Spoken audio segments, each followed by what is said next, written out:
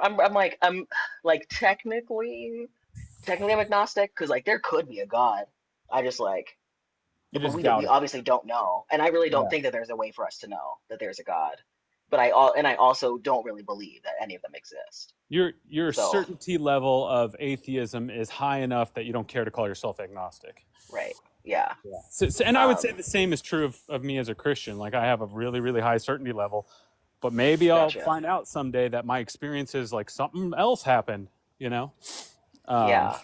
And the other thing that I wanted to mention is like one of the reasons why I was able to because I actually kind of glanced over because after Christianity I moved into like um spirit like just like spirituality kind of stuff and I moved and then so I didn't go from Christian to atheist, I went from like Christian to spiritual to atheist. And it was harder for me to abandon the idea of God like altogether. Moving from like okay, God still exists, but it's maybe not the exact type of thing that I thought.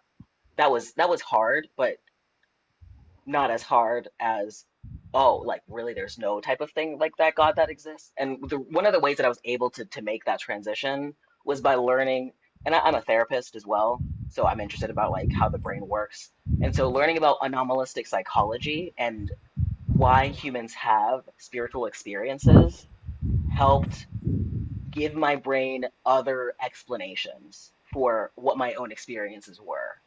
Like one thing that I talk about is like it was my second year of college, and I heard the voice of God, right? That's an experience that I have, like, and it happened to me, right?